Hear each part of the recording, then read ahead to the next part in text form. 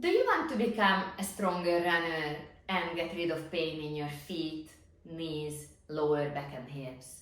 My name is Eva Venes of PainFree for Life Pilates.com, located in San Diego, California. And today I'm going to show you some of my favorite Pilates exercises so you can become a better runner and have less pain in your body. Running is one of the most common sports these days. You can do it anywhere, it's free, and you get to enjoy the outdoors. But it's also one of the most common causes of why people develop a sports injury. And why is that? Because most people's toes and ankles are too inflexible and rigid, the knees are unstable, the hips are weak and tight, the lower back is immobile, and the thoracic spine and the shoulder girdle are rigid. Before we get into the exercises, be sure to subscribe to my YouTube channel for weekly content on how to eliminate chronic pain without the use of drugs and surgeries, and how to improve your strength, flexibility, and mobility. Also, check out the description box below the video as I included a bunch of useful links for you. So in today's video, we are covering a number of exercises that will address your toes, your ankles, your knees, your hips, your lower back, your thoracic spine, and your shoulder girdle. Those are all the areas that you need to have moving better if you want to become a better runner. So let's get started. First things first, we are doing what's called a shin box. So for the shin box, you have to sit down with your legs folded up in a Z position. Okay, just try and set up these good 90-90 angles, flex your feet, sit up nice and tall. Engage your core, try and keep your upper body as stable as you can as you switch your legs. And let's go again back in the opposite direction. So this requires really good hip mobility. If you're not quite here yet, no problem at all. You can put your hands down and just kind of help yourself, help your hips, and just guide them through the movement. If you can't drop them all the way to the floor or to your mat, again, just ease into it and get really good at these moves. Let's switch the knees a couple of times again. And just try and keep that upper body stable. Try and don't lean forward, don't collapse. Push that hip forward. It will give you a really nice stretch in the hip flexors. Let's switch over to the other side one more time. Next exercise we do, I call it hip priming. So you're going to be in a half kneeling position. Then drop your right hip forward while you're squeezing the right glutes in the back. That will help you stretch out your hip flexors and your quadriceps. Then in the same time, push back so you get a nice hamstring stretch. Now be sure not to hunch forward. Keep your spine as elongated as you can. Just move from your hips. And then drop that hip forward again. Open up the hip flexors. Then keeping the spine straight, resisting that forward bend, push back till you feel a nice hamstring stretch. Let's do this a couple more times. This feels really good even if you're not a runner. And let's change the legs, bring the opposite foot forward, drop that hip forward, get your hip flexor stretch. Then push back, open up the back of your leg. And let's continue. We are rocking forward, making this a nice and dynamic move as opposed to holding the stretch. Exercise science has already proved that we are better off moving while we are stretching as opposed to just holding it statically. Let's do this one more time. Then let's turn to the side and put your leg out to the side. Now flex your hip forward so you get a good inner thigh stretch and the hamstring stretch as well. Then rock the hips forward. This exercise will ensure that your legs are moving properly swinging in the hip sockets as opposed to just being stuck and rigid in the sockets. You need those legs to have really good mobility if you want to run and avoid injuries. Now let's shorten the leg.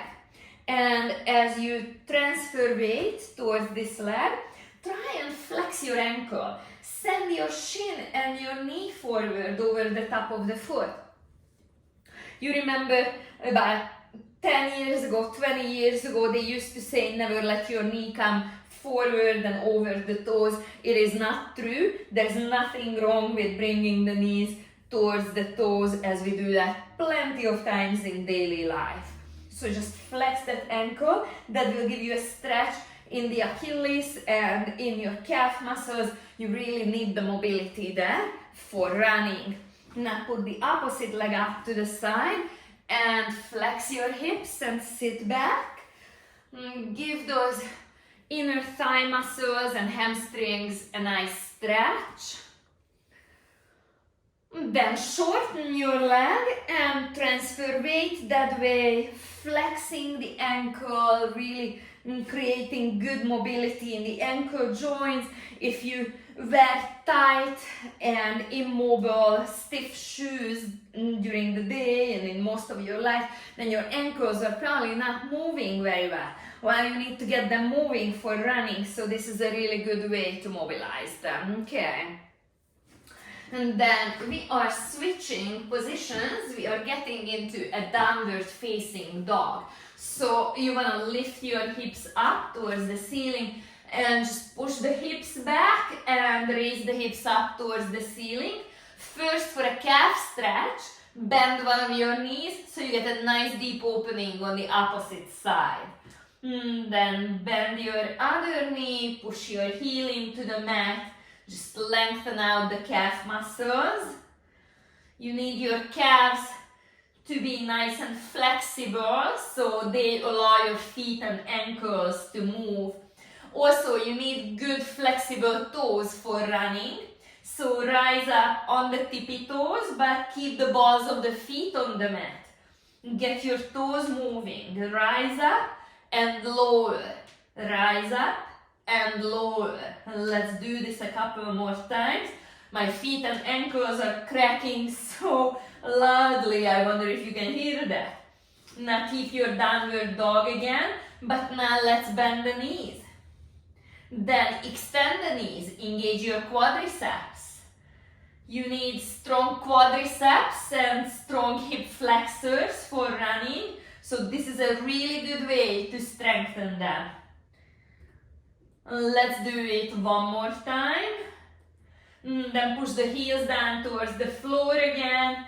Actively push with your arms. Get good length in the back of your legs. Okay. And then we are moving into a bridge. But we will put a nice, interesting twist on the bridge. So just lay down on your side. First, tuck your pelvis under, roll up. At this point, you want to engage your hamstrings and your glutes, very important muscles when you're a runner. Then raise your left arm and rotate your body and roll onto the right side of your shoulder. And just reach nice and far, keep the hips elevated, and you can lower down. Let's do this on the other side. Raise the hips. Engage the hamstrings and the glutes, engage your core, raise your right arm and reach across your body. And return. Let's do this again on the first side. Tuck under, roll up. Get that engagement in the back side of the body. Left arm up in the air. Reach across your body. Lengthen. This way you're building strength in the hips and in the hamstrings. You're stretching and strengthening the quadriceps. And you're also mobilizing the rib cage as you're adding that rotation. And let's do this once more on each side. And the last.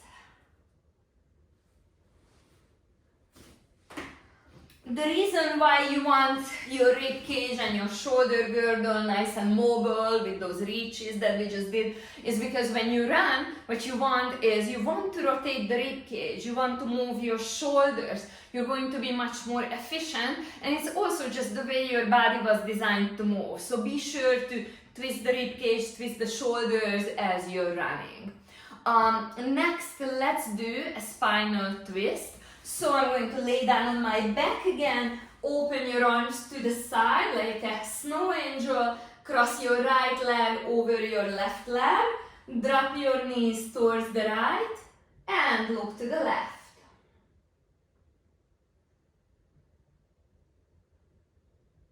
And then let's switch to the other side, left leg over the right leg, knees are dropping to the left, you're looking to the right, you're lengthening your arms, reaching nice and far.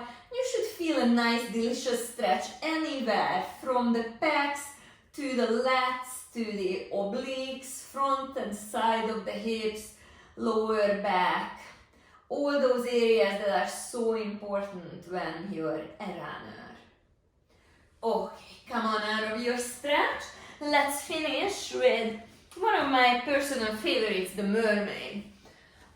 So sit with your legs folded up again, place your hand down next to you, reach over your head and just lengthen out your side body. So you actively want to push and press your ribcage out on the side, reaching nice and far, circle your arm around.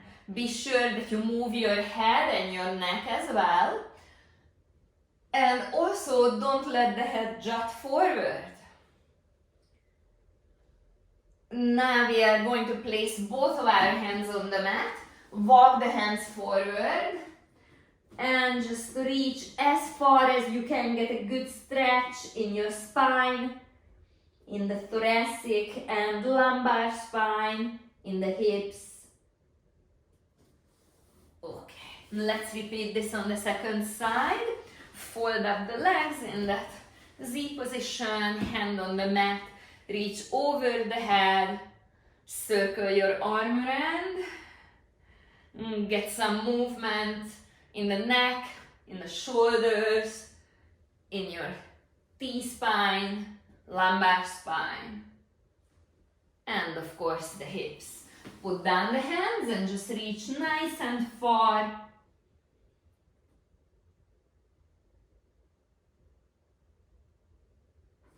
And let it go. So these were my runners exercises for today. I hope that you enjoyed them. If you're fired up and you want to do more because you really enjoyed these stretches and you see the point how they are going to make you a better athlete, I have good news for you. If you go to my website www.PainFreeForLifePilates.com and you click on the shop tab, you will see a number of home exercise programs under the shop tab.